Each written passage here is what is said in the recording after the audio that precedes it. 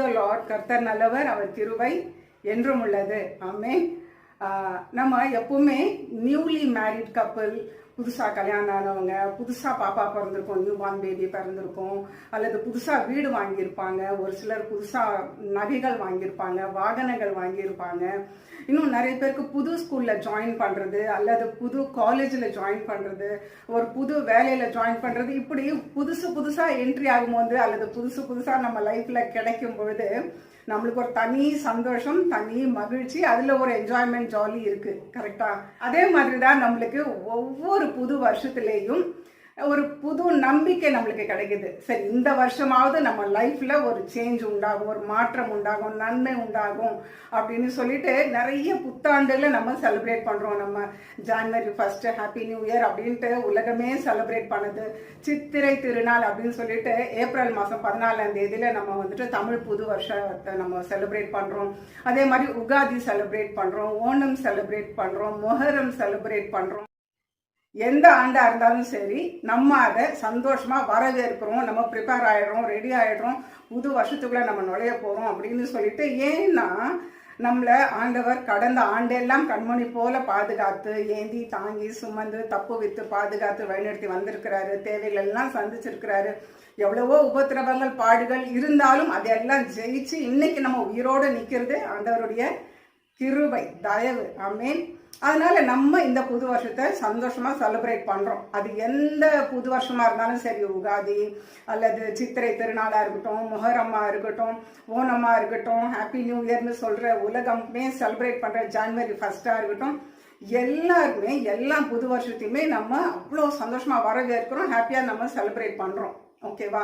ஆனா நம்ம ஒவ்வொரு புது வருஷத்துக்குள்ளேயும் என்ட்ரி ஆகும் பொழுது நம்ம என்ன பண்றோம், அப்படியே பரபரப்பா, அப்படியே மனசுக்குள்ள ஒரு திகில், ஒரு பயம், ஒரு சந்தோஷம் இருக்கும்பா. கடந்த ஆண்டெல்லாம் ஆண்டவர் எப்படியோ நடத்திட்டாரு, இந்த புது வருஷத்துல எப்படி இருக்க போதோ தெரியலையே அப்படின்னு சொல்லிட்டு, ஆண்டவரே என் கையை பிடிச்சி நீங்க இந்த புது வருஷத்துக்குள்ள பிரவேசிக்கும்படி என் தேவன் எனக்கு கிருபை தாங்க, பலன் தாங்க, நீங்க தான் வழி நடத்தணும், இந்த 12 மாசமும் நீங்க தான் எங்களுக்கு பொறுப்பு, நீங்க தான் நடத்தணும் அப்படின்னு அப்படியே அவருடைய காலை பிடிச்சி நம்ம கெஞ்சி நம்ம ப்ரேயர் பண்ணி அந்த புது வருஷத்துக்குள்ள நம்ம என்ட்ரி ஆகுறது ஒரு நல்ல அனுபவம். அப்படியே ஒரு மோட்டிவேஷன், ஒரு நல்ல ஒரு சந்தோஷமா இருக்கும் அந்த நாள். ஒரு ஒரு ஃபியூ செகண்ட்ஸ்ல 12 ஆன உடனே அப்பா புது வருஷத்துக்குள்ள நம்ம வந்துட்டோம் இல்ல, அந்த மாதிரி. அப்போ நம்ம ஆண்டவருடைய கிருபைனால புது வருஷத்துக்குள்ள நுழையும்படி தேவன் தந்த நல்ல சுகத்துக்கு, நல்ல பலத்துக்கு நன்றி சொல்லி நம்ம ஆண்டவரை துதிக்கணும். ஆமென். Praise the Lord. இந்த புது வருஷத்துக்குள்ள நுழையிற நம்ம ஒவ்வொருத்தருக்கும் ஆண்டவர் கொடுக்கிற ஒரு கட்டளை, ஒரு ஆர்டர் என்ன அப்படின்னு சொன்னா, எபேசியர் 6ஆம் அதிகாரம் 2-3 வசனத்தை நான் வாசிக்கிறேன். உனக்கு நன்மை உண்டாகும்படி, நம்ம எல்லாருமே நன்மை எதிர்பார்க்கிறோம் தானே. இந்த வருஷத்துல ஒரு அற்புதம் நடக்கணும், ஒரு அதிசயம் நடக்கணும், திருமணம் நடக்கணும், வேலை கிடைக்கணும், நல்லபடியா அடுத்த கிளாஸ்க்கு போகணும், பாஸ் ஆகணும், இது பண்ணணும், அது பண்ணணும், எவ்வளவோ நம்ம ஒரு பெரிய லிஸ்டே போட்டு வச்சிருக்கிறோம். அந்த நன்மைகள் எல்லாம் நம்ம லைஃப்ல கை கூடி வரணும் அப்படின்னா ஒரு கட்டளை என்ன அப்படின்னா, உனக்கு நன்மை உண்டாயிருப்பதற்கும் பூமியிலே உன் வாழ்நாள் நீடித்திருப்பதற்கும் உன் தகப்பனையும் உன் தாயையும் கனம் பண்ணுவாயாக. ஆமென்.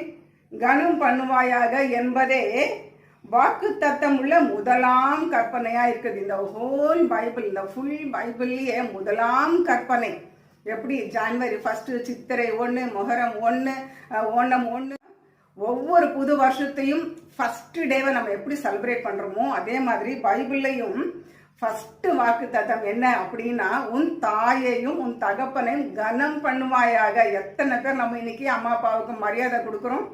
உனக்கு ஒன்றும் தெரியாது, எல்லாம் எனக்கு தான் தெரியும், ஏன்னா என் கையில செல்போன் இருக்கு, உலகமே என் கையில இருக்கு, எல்லாத்தையும் நான் கூகுள்கிட்ட கேட்டு தெரிஞ்சுக்குவேன். அப்படித்தானே போயிட்டு இருக்கீங்க. அம்மா அப்பாவுடைய அன்பை வந்துட்டு செல்போன் கொடுக்க முடியாது இல்லை நம்ம ஃப்ரெண்ட்ஸ் அண்ட் ரிலேஷன்ஸ், கஞ்சா, போதைப் பொருட்கள், இன்னும் என்னென்னமெல்லாம் நமக்கு வேண்டாத காரியங்கள்லாம் நம்ம பக்கத்தில் நம்மளை சுற்றி தான் இருக்குது. அது கொடுக்காது. நமக்கு ஒரு ஆபத்து, வியாதி, பலவீனம், மரண படுக்கை, ஒரு விபத்து, ஏதோ ஒரு அசம்பாவிதம்னா யார் அங்கே வந்து நிற்பாங்க? அம்மா அப்பா தான் வந்து நிற்பாங்க. அதனால நீங்கள் என்ன பண்ணணும், ஃபஸ்ட்டு ரெஸ்பெக்ட் உங்கள் அம்மா அப்பாவுக்கு நீங்கள் கொடுக்கணும். அதை விட முக்கியமானது, உங்களுக்கு அம்மா அப்பாவை கொடுத்தா கடவுளுக்கு நீங்க ஃபர்ஸ்ட் ரெஸ்பெக்ட் கொடுக்கணும். அதுக்கு அடுத்தது தாயும் தகப்பனும் தானே உங்களுக்கு முன்னேறி தெய்வமா கடவுள் கொடுத்துருக்காங்க. So you have to give respect to your parents. I mean அப்போ கர்த்தர் உங்களுடைய வாழ்நாட்களை நீடித்திருக்கும்படி செய்வார். உங்களுடைய வாழ்நாட்கள் தீர்க்க ஆயுசை, பூரண ஆயுசை, நல்ல சுகத்தை, பலத்தை, ஆரோக்கியத்தை, சமாதானத்தை, நிம்மதியை தேவன் கொடுப்பார். ஆமேன், ஆமேன். ஸோ இந்த புது வருஷத்துக்குள்ள நம்ம போகிறோம். இந்த வார்த்தையை ஞாபகம் வச்சுக்கிட்டு நம்ம தேவனுக்கு முன்னாலேயும் பெற்றவங்களுக்கு முன்னாலேயும் மரியாதையா கீழ்ப்படிந்து அன்பா, பாசமா, தாழ்மையா, பொறுமையா நடந்துக்குவோம்.